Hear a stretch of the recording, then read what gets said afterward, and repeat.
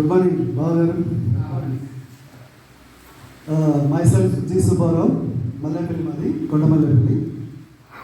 నేను 22 సంవత్సరాల నుంచి ప్రభుత్వ ఉపాధ్యాయుడిగా మరియు 7 సంవత్సరాలు ప్రిన్సిపాల్గా చేస్తున్నాను, 15 ఏళ్ళు టీచర్గా.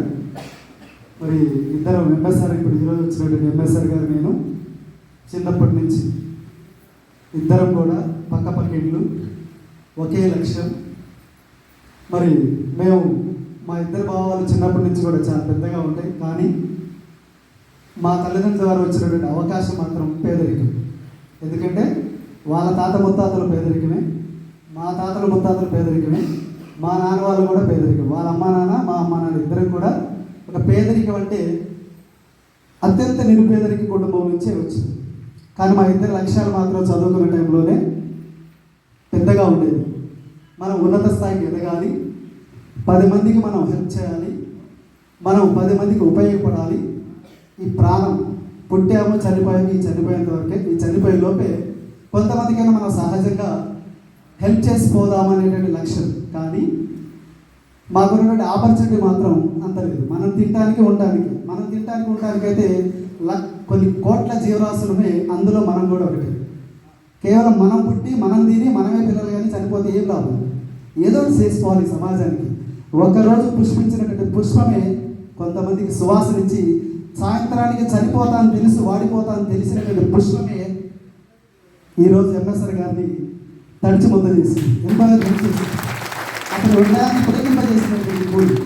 తనకు తెలిసి ఈరోజు నేను పుట్టాను, ఈరోజు చనిపోతాను తెలిసినటువంటి ఈ పుష్పమే ఇంతమందిని, ఆ మహానుభావాన్ని తరించిపోతుంది. సో అలాంటి కొన్ని పూల వ్యక్తులే, కొన్ని వృక్షాలే ఒకరోజు దానికి ఎంతో కొంత సమాజాన్ని మేలు చేసిపోతుంటే మనం కూడా ఎంతో కొంత చేయాలని చెప్పి తాపత్రయము, తపన, కసి అన్నీ ఉన్నాయి. కానీ బట్ అవకాశం మాత్రం ఆ పేదరికం అనేటువంటిది మనల్ని పట్టి పీడిస్తుంది తరతరాలుగా. మరి ఇది పోవాలంటే ఏదో ఒకటి సాధించాలని నేను ఆ విద్యాలయ రంగాన్ని ఎంచుకున్నాను. మరి ఎంఎస్ఆర్ గారు మరి ఒక వయసు వచ్చిన తర్వాత, డిగ్రీ తర్వాత ఆయన బిజినెస్ అనే రంగాన్ని ఎంచుకొని, ఇద్దరు దారులు వేరైనా ఇద్దరి మనసు మాత్రం ఒకటే. ఉన్న దాంట్లోనే వీలైనంత వరకు నిజాయితీగా బ్రతకాలి, అవకాశం వస్తే వీలైనంత వరకు కొంతమందికి మనం మాటల ద్వారా సరే హెల్ప్ చేద్దామనే ఉద్దేశంతో ఆయన ఆ రంగాన్ని ఎన్నుకున్నారు. నేను ఈ రంగం ఎన్నుకొని సరే నా అదృష్టం బాగుండో దురదృష్టమో కానీ అదృష్టమో కానీ నాకు ప్రభుత్వ ఉద్యోగం అయితే కొన్ని లక్షల మందిని పోటీ పడితే నాకు 2002 సంవత్సరంలో ఉద్యోగం వచ్చింది. చాలా హ్యాపీగా ఫీల్ అయ్యారు. మరి మా బంధువులందరూ కూడా, చుట్టాలందరూ కూడా చాలా గ్రేట్గా ఫీల్ అయ్యారు. నేను కూడా చాలా గ్రేట్గా ఫీల్ అయ్యాను. కారణం ఏంటంటే వచ్చింది ప్రభుత్వ ఉద్యోగం. 22 సంవత్సరాలు ఇప్పుడు చేస్తున్నా. మరి మీ అందరికీ తెలుసు, ప్రభుత్వ ఉద్యోగంలో జీతం వస్తుంది కానీ ఏముండదు. రియల్ ఇప్పటికి కూడా ఈఎంఐలే కడుతున్నారు. ఈఎంఐలు కట్టే వాళ్ళు ఎవరైనా ఉన్నారు అంటే వాళ్ళు ఉద్యోగస్తులు. ఇది రియల్ అండి. ఎందుకంటే 6,000 వచ్చే వ్యక్తిని కోరికలు పెరుగుతున్నాయి, పిల్లలు పెరుగుతున్నాయి, ఖర్చులు పెరుగుతున్నాయి. ఖర్చులకు అనుగుణంగా మాత్రం జీతం మాత్రం పెరగట్లేదు. పేరుకు 1,00,000 రూపాయలు, 1,20,000 శాలరీ వస్తుంది. 1వ తారీఖు శాలరీ పడుతుంది, 5వ తారీఖు 1,00,000 రూపాయలు ఆటోమేటిక్గా ఈఎంఐకి అయితే మిగతా వాళ్ళకి వెళ్ళిపోయి ఒక 15,000 నుంచి 20,000 రూపాయలు హాస్పిటల్ ఖర్చు కోసం చదువుకున్న వ్యక్తిగా ఏదైనా వస్తుందేమో ఇబ్బంది అయితే హాస్పిటల్ ఖర్చు కోసం మిగిలించుకునేటువంటి పరిస్థితి. నాదే ఇలా ఉంటే ఇప్పుడు సార్ చెప్పినటువంటి పరిస్థితి 20,000, 30,000, 40,000 వచ్చిన పరిస్థితి ఒక్కసారి ఆ గుండెల మీద చేయి పెట్టుకొని ఆలోచించండి. మనం చేస్తున్నటువంటి ఏం పని, ఎంతటి పని, దయచేసి ఆలోచించండి. మన పిల్లలు ఒకసారి మొహం చూడండి. ఆ పిల్లలకి మనం ఏమి ఇస్తున్నాం? అవకాశం వచ్చినప్పటికైనా అందిపుచ్చుకోకపోతే మనం నిజంగా దుర్మార్గం చేసిన వాళ్ళం అవుతాం. మన పిల్లలకి అన్యాయం చేసిపోయే అవుతాం. మనం ఏవైతే పెట్టుకున్నామో ఈ భూమి మీదకి నిజంగా కూడా అవకాశం వచ్చినప్పుడు, రానప్పుడు చేసాం సార్, వచ్చినప్పుడు అవకాశం మాత్రం దాన్ని కొంచెం కూడా నిర్లక్ష్యం చేయకుండా అందిపుచ్చుకోవాలనేటువంటి లక్ష్యం పెట్టుకొని మేము పనిచేస్తూ, మేము నా వైపు వెళ్తుంటే వచ్చిన పనిని మాత్రం అదే కసితో పనిచేసాము. అక్కడ చాలామంది విద్యార్థులు తయారు చేశాము. మరి ఒక్కసారి ఎంఎస్ఆర్ గారు ఈ రంగంలో ఎన్నుకొని ఈరోజు ఇలాంటి కొన్ని వేల మందిని, ప్రతిరోజు లక్షల మందిని ఇన్స్పైర్ చేస్తూ ఇలాంటి ఆడబిడ్డలు, చదువుకున్న బిడ్డల్ని కొన్ని లక్షాధికారులు ఒక్కసారి ఆలోచించండి. పక్కనే ఉన్నటువంటి జ్యోతి అనే అమ్మాయి, నేను 5 ఏళ్ళ నుంచి ఆ అమ్మాయిని అబ్జర్వ్ చేస్తున్నా. ఆ అమ్మాయి వయసు నాకు తెలిసి 20 నుంచి 25 సంవత్సరాలు. మా ఇద్దరు ఎంఎస్ఆర్ వయసు నాది 45 సంవత్సరాలు. మరి 22 సంవత్సరాలు ఉద్యోగం చేస్తే ఉద్యోగానికి నేను నా శక్తి వంచన లేకుండా పనిచేశాను సార్. అంత హానెస్ట్గా పనిచేస్తాను. నా దగ్గర ఆడబిడ్డలు 600 మంది, 45 మంది 5వ తరగతి నుంచి 20 వరకు చదువుతారు. ఆ పిల్లలకి చదువు చదువు చదువు అని చెప్పి క్రమశిక్షణ చెప్పి అన్ని రకాలుగా సక్సెస్ఫుల్గా వాళ్ళందరినీ మోటివేట్ చేస్తుంటే, నేను 6 నెలలు నాకు ఆరోగ్యం బాగలేకపోతే నిర్దాక్షిణ్యంగా జీతం కట్ చేస్తే 6 నెలలు నేను అప్పు తెచ్చుకొని తిన్నా సార్. ప్రభుత్వానికి నేను ఏం చేశాను? 6 నెలలు నేను ఆడబిడ్డల్ని, అలాంటి మగపిల్లల్ని 22 సంవత్సరాలు నా కంటికి రెప్పలా కాపాడుకుంటూ నీతి నిజాయితీగా నేను పనిచేస్తే, అవినీతి చేసినోడికి, చిట్టీలు చేసేవాడికి అదే అలాంటి పరిస్థితి. నేను నిజాయితీగా పనిచేస్తే నా స్కూల్ని టాప్ మోడల్లో అందరూ ర్యాంకర్లుగా తయారు చేసి నా దగ్గర చదువుకున్న పిల్లలు ఈరోజు అమెరికా వెళ్తూ లక్షల రూపాయలు సంపాదించేటువంటి స్థాయికి చేసిన అదే వ్యక్తికైనా 6 నెలలు ఇంట్లో అప్పు చేసి తినే పరిస్థితి వచ్చింది. సో ఇలాంటి పరిస్థితి మరి చాలామందికి ఉంటుందని చెప్పి 5 నెలల క్రితం నేను ఒక మీటింగ్ వెళ్ళిన తర్వాత ఎంఎస్ఆర్ గారు గతంలో చెప్పారు, కానీ నాకు ఆరోగ్యం బాగాలేక సహకరించలేక నేను ఉన్నటువంటి మార్గంలో నాకు కొన్ని ఇబ్బందులు ఏర్పడటం వల్ల రాలేక వచ్చిన కాడి నుంచి 5 నెలల నుంచి ఒక్కసారి బావగారిని గుర్తించాను. ఒకసారి మీటింగ్ వెళ్ళాను, ఆయన ఎన్నుకున్న మార్గం చూశాను.